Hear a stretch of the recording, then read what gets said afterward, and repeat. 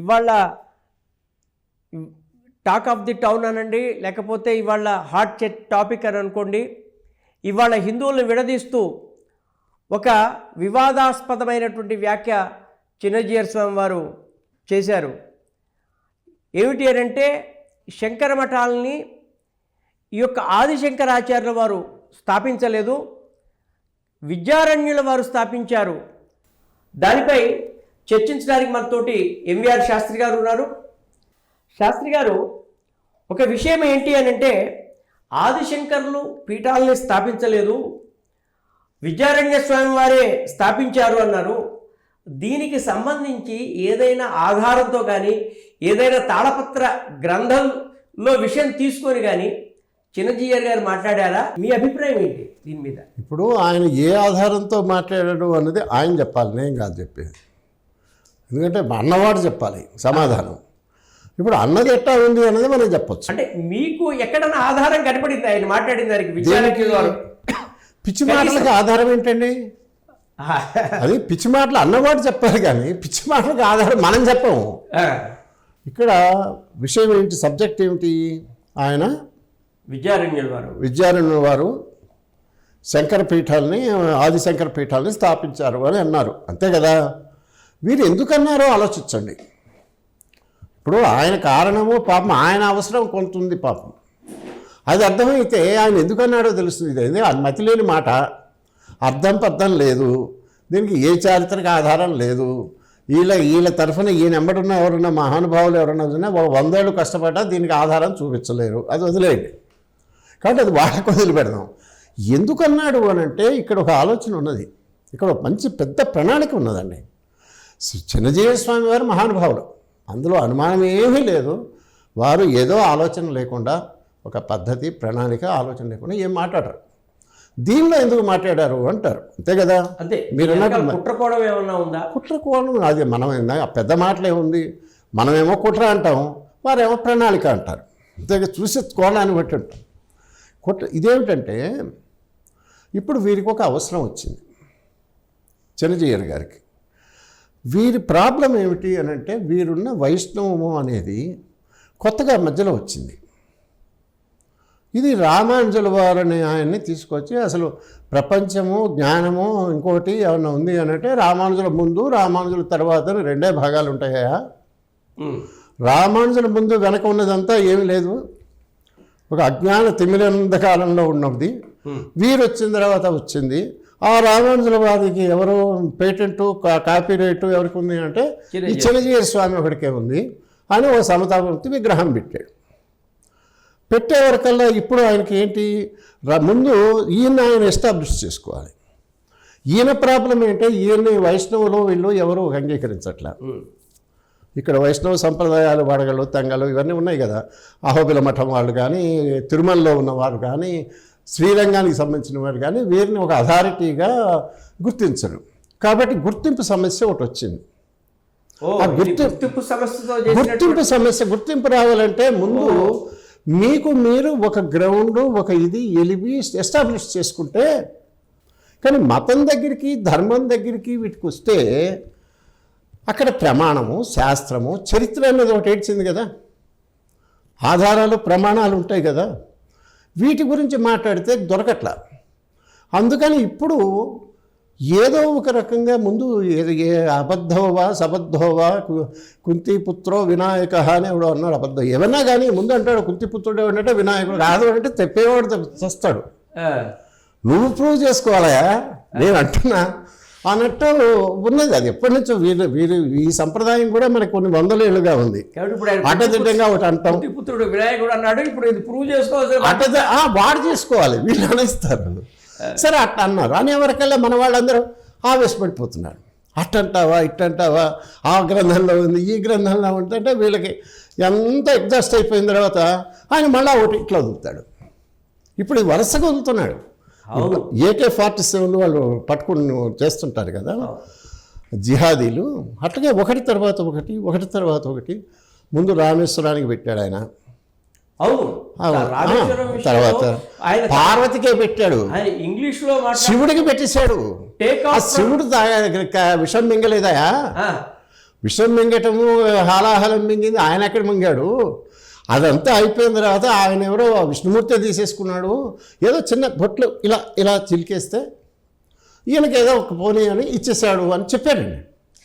ఒక ఈ వీడియోలో అది కూడా చెప్పాడు. ఇది ఇలా మాట్లాడటం ద్వారా ఆయన ఎస్టాబ్లిష్ చేసుకోవటం అనేటువంటి, అంటే ఆదిశంకర్ల వంటి గొప్ప జ్ఞానిని విమర్శించడం ద్వారానో లేకపోతే ఆయన పట్టిన పీఠాలు కాదంటం ద్వారా ఈయన ఎస్టాబ్లిష్ చేసుకోవాలనుకుంటాం అమాయకత్వం, అజ్ఞానం అనిపిస్తుందా? మీకేమనిపిస్తుంది? అది కాదు. ఇప్పుడు ఒకటి శ్రీనివాస్ గారు, ఈ మనిషి గురించి తక్కువ ఆలోచించండి, తక్కువ మాట్లాడండి.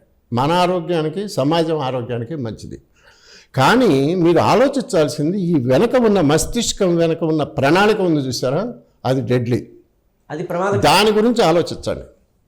ఇది ఒక్కది కానీ కాదు, దీని వెనక డెఫినెట్గా ఒక పెద్ద పన్నాగం ఉంది. అంటే ఈయన ఒక్కడైనా ఇంకెవరినో? అందుకని మనుషులను చూడొద్దు, భావం చెప్తున్నారు కదా, ఆ భావాన్ని నేను ఫోకస్ చేస్తున్నా. ఈ మనిషి ఏమన్నాడు, అప్పుడే ఉన్నాడో అనేది వద్దు, వదిలేయండి.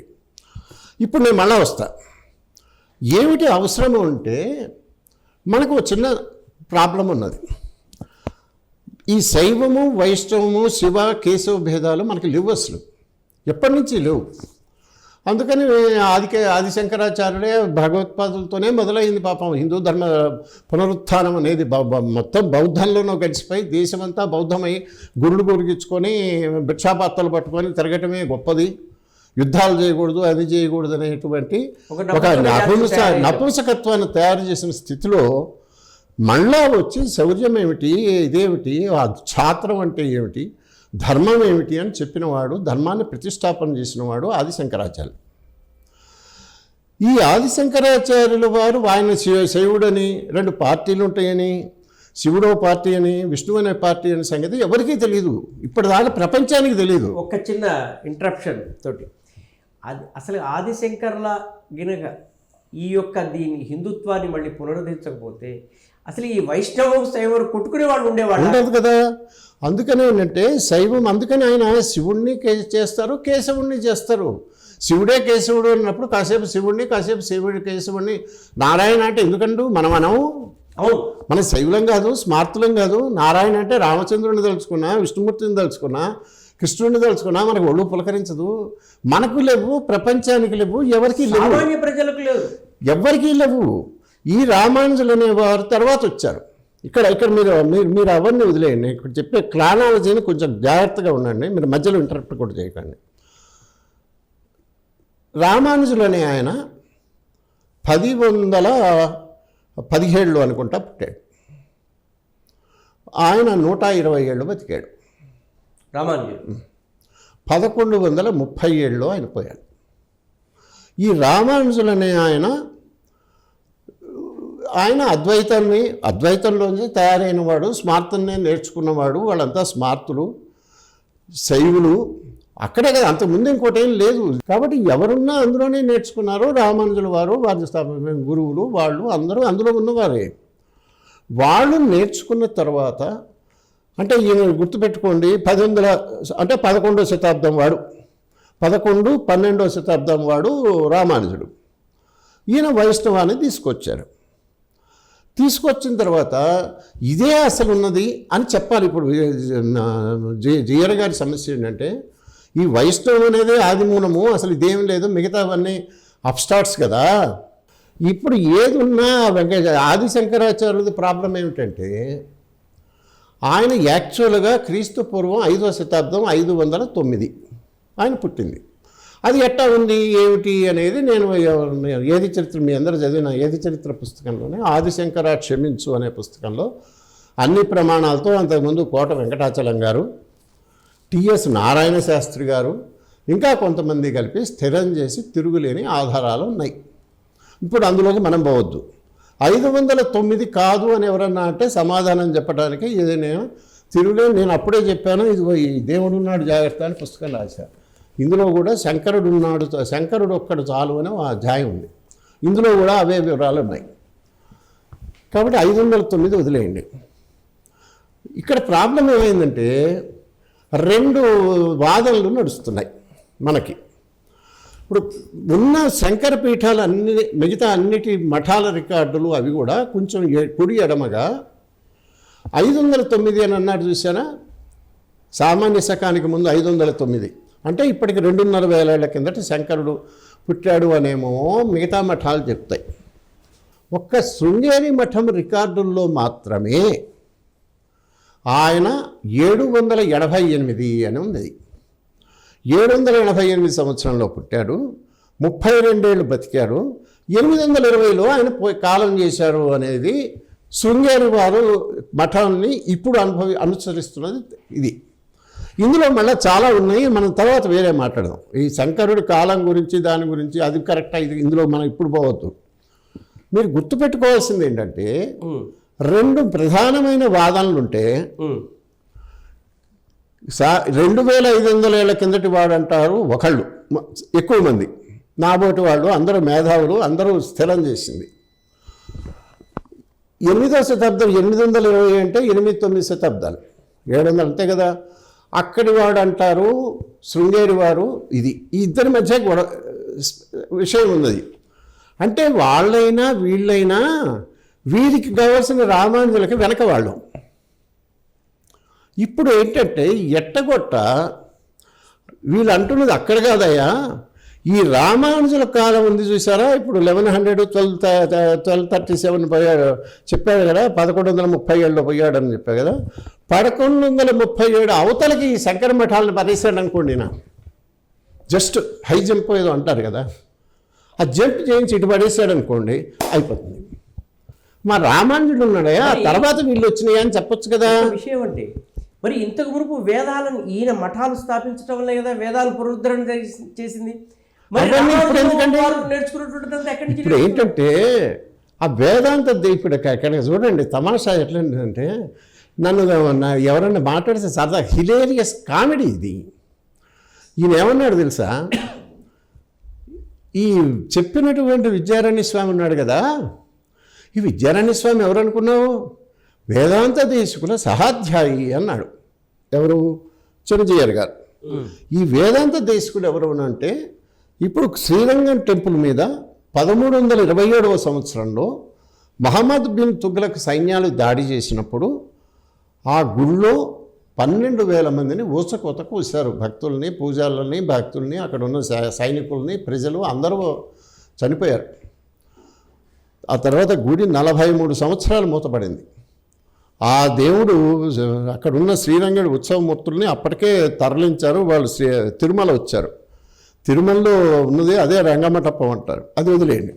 ఇక్కడ ఊచకోత కూసినప్పుడు చనిపోయిన వారిలో ఈ శృత ప్రకాశిక దానికి రాశారన్నారు చూసారా, శృత ప్రకాశిక అనే దానికి భాష్యం రాసినటువంటి శృత ప్రకాశికాచార్య అంటే ఆయన పేరు సుదర్శన భట్ట. ఆయన చనిపోయారు. చనిపోతే అప్పుడు ఆ గ్రంథం అక్కడే ఉంది, వ్రాతప్రతి ఒక్కటే ఉంది. దాన్ని తీసుకుని ఆయన 2 పిల్లలు ఉన్నారు ఆ సుదర్శన భట్టకి.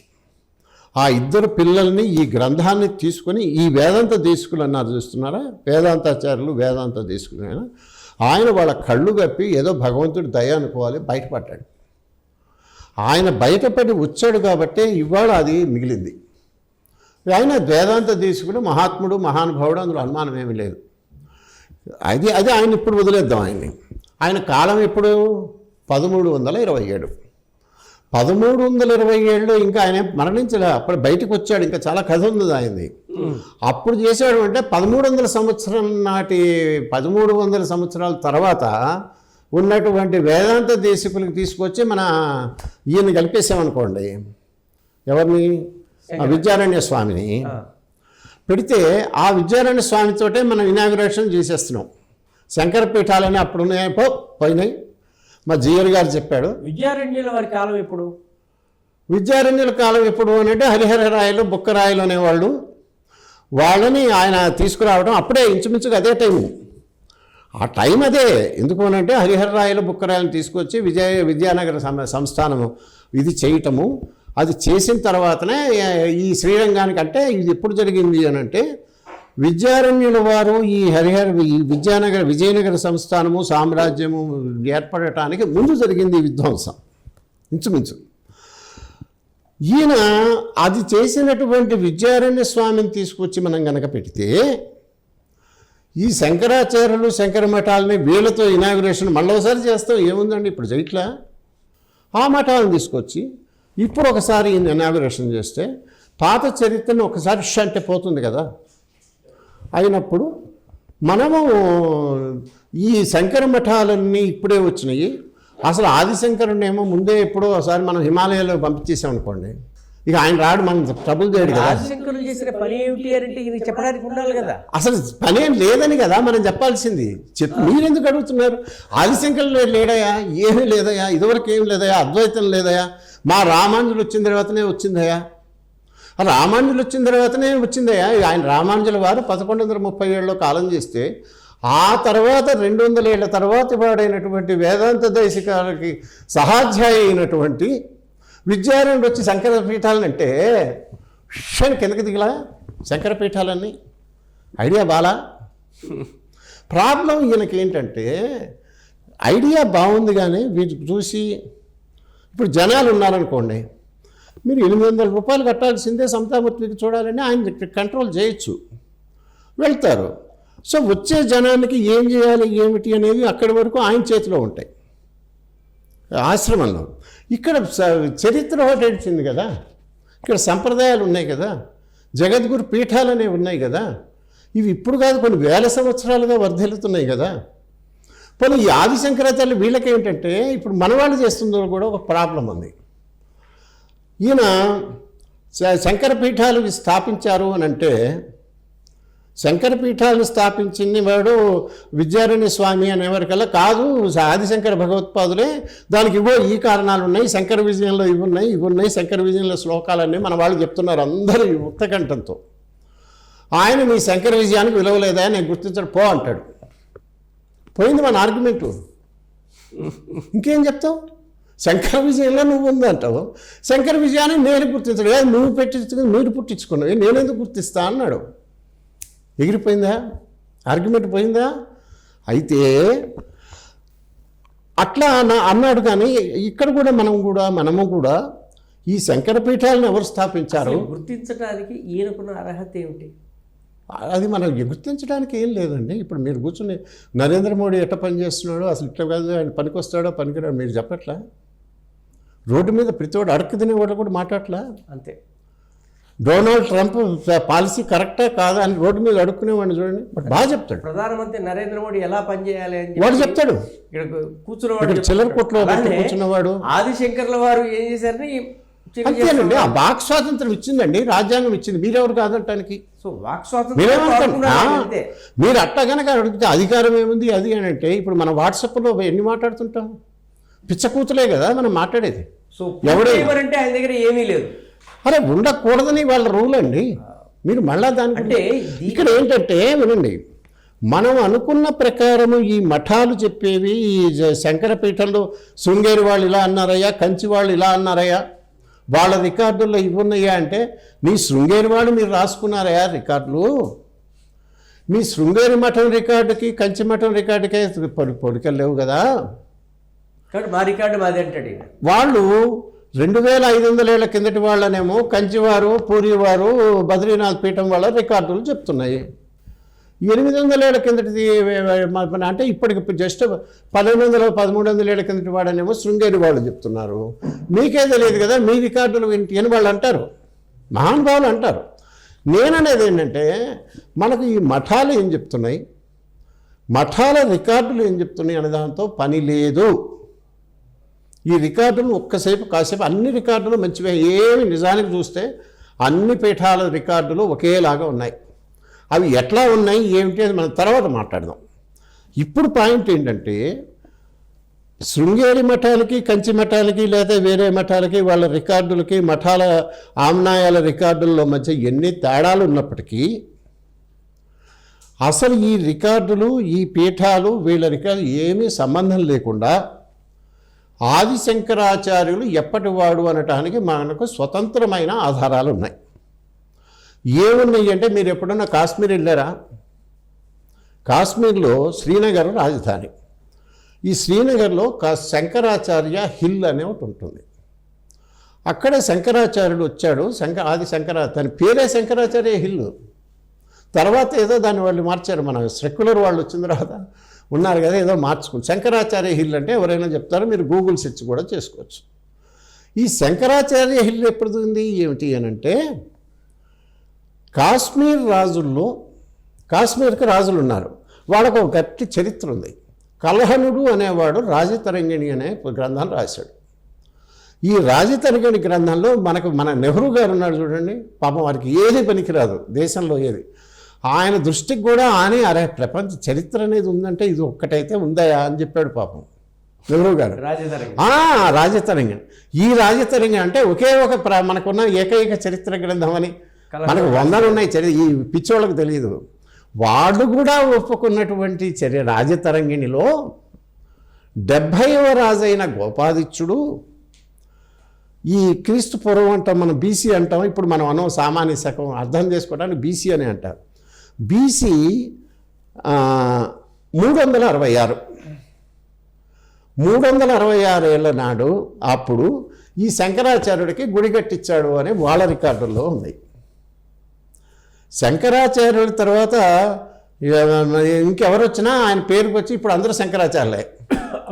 శంకరాచార్యులు ఎవరు అంటే 1000 మంది వస్తారు, ఒక ఆధార్ కార్డులు చూసినా 1000 మంది ఎంతో రావచ్చు శంకరాచార్య. కానీ వీళ్ళందరూ పేరు ఎవరిని పెట్టుకుని మొదలు ఒరిజినల్ వాడు ఉంటాడు కదా, అదే ఒరిజినల్ కదా. ఆ పేరుతో 366 అంటే ఇప్పటికి 400 ఏళ్ల కిందట శంకరాచార్యులు కట్టే గుడి కడితే, ఆ గుడి కట్టే టైంకి శంకరాచార్యులు ఉండడా అంటే ఆయన గుడికి ముందేమో గుడి కడతారు, తర్వాత ఏమో పుడతాడా 2000 గుడి కట్టడానికి చాలా ముందు కాదయా, నాకు జిఆర్ పర్మిషన్ ఇవ్వలేదయా, జిఆర్ పర్మిషన్ ఇవ్వలేదు నాకు, చిన్న జిఆర్ 1300వ శతాబ్దంలో నువ్వు పుట్టించబోతున్నాడు కాబట్టి మీరు ఆగండి అని శంకరాచార్యుడు అనలేదు కదా. అని ఉంటే పాపం శంకరాచార్యుడు ఆగాడు అనుకోండి పుట్టడం, ఆగుంటే ఆ గుడి ఎట్టొచ్చింది, గుడి కట్టిన రికార్డు ఉంది. సరే, ఈ గోపాదిత్యుడు తప్పు, కాశ్మీర్ రాజు చెప్పింది తప్పు, కలహండిది అది పక్కన పెడదాం, అది ఎవిడెన్స్ కాదనుకుందాం. రెండో ఎవిడెన్స్ ఏంటంటే నేపాల్లో రాజవంశాలని మన కోట వెంకటాచలం గారు అనే ఆయన ఇప్పటికీ 75 ఏళ్ల కింద అద్భుతమైన సేవ చేసి మొత్తం చరిత్రను అంతా వెలికి తీసిన మహానుభావుడు ఎవరన్నా ఉంటే కోట వెంకటాచలం గారే. ఆయన అందరూ పక్కన పెడితే నేను ఏది చరిత్ర అనే పుస్తకంలో తెలుగు వాళ్ళకి మొదట పరిచయం చేసింది నేనే 25 ఏళ్ల కింద. అందులో కూడా రాసి ఆయన ఈ కాశ్మీరు క్రానాలజీలో బుక్ రాశాడు, ఈ రాజుల గురించి మొత్తం చెప్పాడు. అలాగే నేపాల్ రాజవంశావళిని తయారు చేశాడు. ఈ నేపాల్లో సూర్యవంశరాజు ఒక ఆయన ఉన్నాడు, వృషవర్మ ఇదో ఉంది ఆయన పేరు. ఆయన ఎప్పటి వాడు అంటే 487 బీసీ, అంటే ఇప్పటికీ దాదాపుగా 2,500 ఏళ్ల కింద.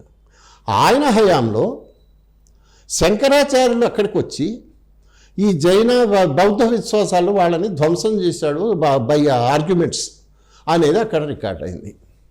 అంటే అప్పుడు ఆయన ఉన్నట్టే కదా, 2,500 ఏళ్ల కిందట.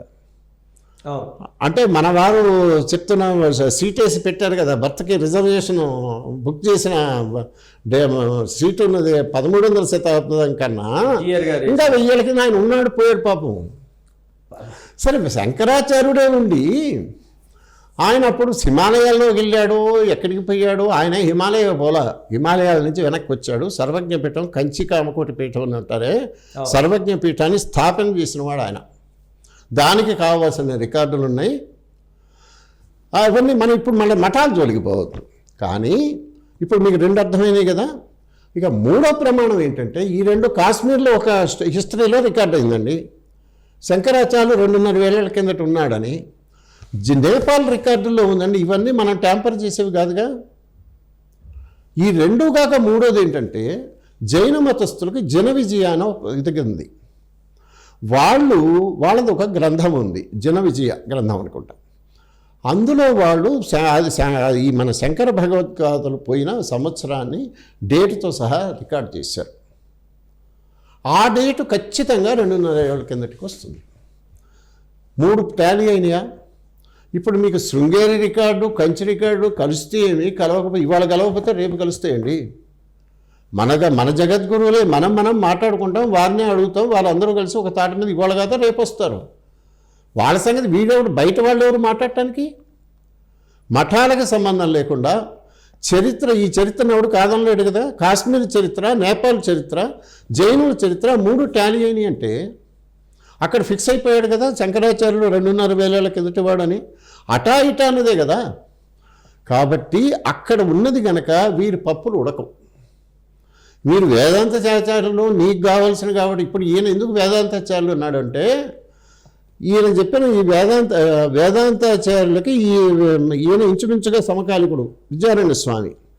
ఆయన టైంకి కనుక ఆయన తీసుకొచ్చి ఈ మఠాలని కనుక ఆయన అకౌంట్లో పడేస్తే, బినామీ అకౌంట్ ఉంటాయి కదా ఇప్పుడు ఈ కాలంలో. ఇప్పుడు విగ్రహాలు మఠాలు సంపాదించే వాళ్ళకి కూడా బినామీలు ఉంటాయండి. బినామీలు ఉంటాయి ట్రాన్సాక్షన్స్ ఉన్నాయి, మనకు తెలియవు, పెద్దవాళ్ళకి పూజ్యులకు తెలుసు. అట్లాగే ఇక్కడ ఒక బినామీని తీసుకొచ్చి ఈయన కనుక అక్కడ మనం పడేస్తే అటు అద్వైతం పోతుంది, శంకరాచార్యులు పోతారు.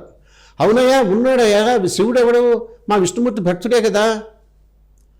ఈ భక్తుడు కాళ్ళ కింద ఉండేవాడు ఇప్పుడే కదా, ఇంకో 200 ఏళ్ళు మా రామానుజుల వారు వచ్చారు కదా, 200 ఏళ్ళ తర్వాత వచ్చి పొనిండా పెట్టుకోండి మీరు మఠాలు పెట్టుకోండి అన్నాం, పెట్టుకుంటున్నారు. మరి వాళ్ళందరూ వైష్ణవులే కదా అనొచ్చు కదా. జీయర్ గారు గుర్తించారు కదా, ఈయన భాష్యకారుడని గౌరవించారు కదా ఎవరిని, ఆదిశంకర్ని. అందుకని అది సంగతి మాట్లాడుకుని ఉంటే సరిపోలా వారు. ఇప్పుడు ఆ రామానుజుడు వచ్చి కొట్లాటకు రాడుగా.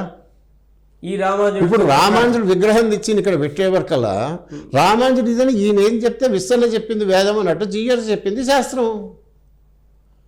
రామానుజుడు వచ్చి అంటాడా? ఒకవేళ వచ్చినా మన జీయర్ గారు ఈ రామానుజుడు వేరేయా కాదు, ఈయన ఎవడో కొత్తగా వచ్చాడు, ఇవేమి సరిగా ఇక శంకరాచార్యులు ఎవడో మారువేషం వేసుకొని చెప్పాడని కూడా అంటాడు. కాబట్టి సరే ఇది వదిలేయండి. ఇంకొక పాయింట్ ఒకటి ఉంది. నేను మొన్ననే ఒక చోట కూడా చెప్పా, అందరూ గుర్తించాల్సింది ఏంటంటే శివ వైష్ణవ భేదము అనేది మనకు లేదు, మన సంప్రదాయంలో లేదు, మన దేశంలో లేదు, ఎవరికీ లేదు. లేదు అనటానికి ఒకే ఒక ఆధారము నేను ఇంతకుముందు ఒక వీడియోలో చెప్పాను, నేను అది కూడా బహుశా వస్తుంది, నేను దాని గురించి పోను. కానీ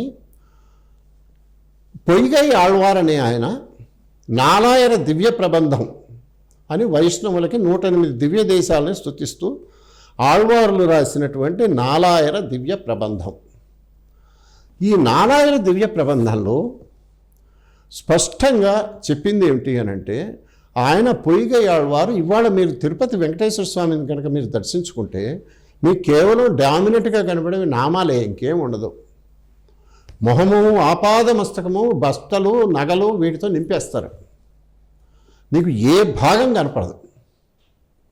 యాక్చువల్గా పాదాల దగ్గర పెడతాను, పాదాలు కూడా అది భూమి లోపలకు ఉన్నది విగ్రహం. ఇంకా అందుకని మనకి మనం ఎవరమో మన కాలంలో ఎవరు చూసి అరగం, ఆ విగ్రహం ఏమిటో కూడా తెలియదు.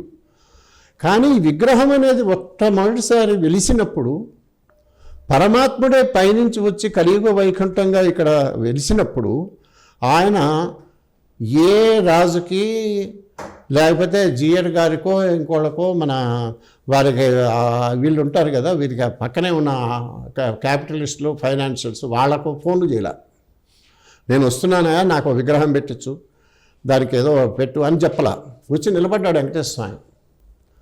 ఆయన ఎట్టున్నాడు అని అంటే బండ మీద నిలబడ్డాడు.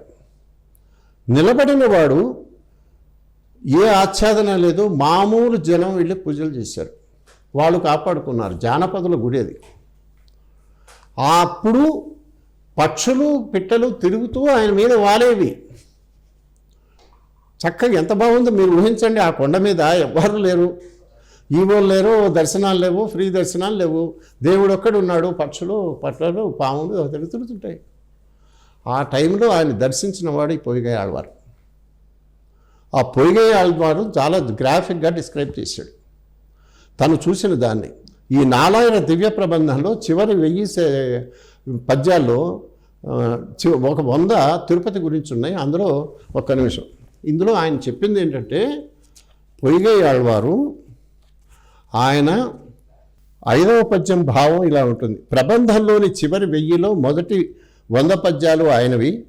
వాటిలో కనీసం 12 చోట్ల తిరుపతి దైవం ప్రస్తావన ఉంటుంది. 5వ పద్యం భావం ఇలా ఉంటుంది. అతడి పేరు హర నారాయణ. అతడి వాహనం ఎద్దు పక్షి. ఎద్దు అంటే నంది, పక్షి అంటే గరుడ పక్షి. అతడి గ్రంథం తంత్రం వేదం.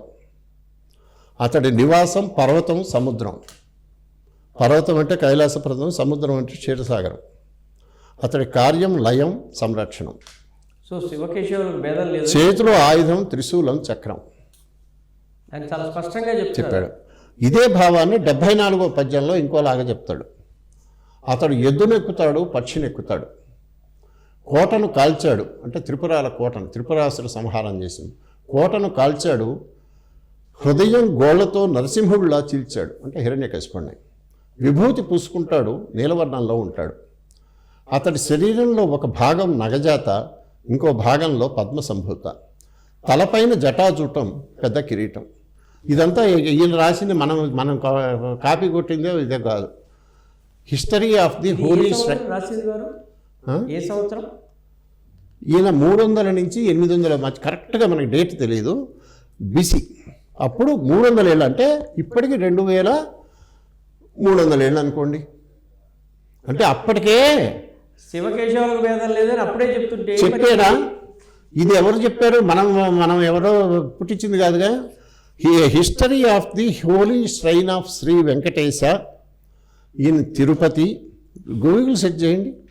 ఏ history of the holy shrine of Shri Venkatesa in Tirupati అని వాల్యూమ్ 1 రాసిన వాడు ఎస్ కృష్ణస్వామి అయ్యంగార్.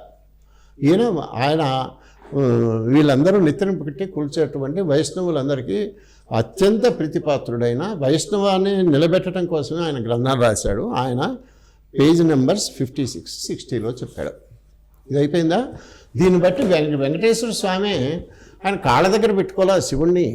ఆయనే శివుడు, సగం శివుడు సగం విష్ణువుగా ఆయన కనపడ్డాడు పొయ్యి ఆళ్వారికి. కనపడ్డప్పుడు ఇంకా ఇప్పుడు కాళ్ళ దగ్గర ఉన్నాడు విష్ణువా అంటే, అందుకే శివుడు విష్ణు భక్తుడు, అనుమానం ఏం లేదు. విష్ణువు శివభక్తుడు. సామాన్యులకు కూడా అర్థమైనటువంటి శివకేశవ భేదం మన జిఎస్ స్వామి వారికి ఎందుకు అర్థం కావటం లేదో మాకు అర్థం కావటం లేదు. కానీ శివకేశవులకు భేదం లేదు అనేటువంటి అనేక చారిత్రాత్మకమైనటువంటి విషయాలు ఎప్పుడో 2300 సంవత్సరాల నుంచి మీరు అనేక విషయాలు మా ముందు ఉంచుతూ మా అందరినీ కూడా ఇవాళ ఈ ఒక రకంగా ఈ చర్చ పరంగా, ఈ చర్చతోటి మమ్మల్ని అందరినీ కూడా నాలెడ్జ్ పరంగా అప్డేట్ చేసినందుకు ఎంవీఆర్ శాస్త్రి గారికి ధన్యవాదాలు.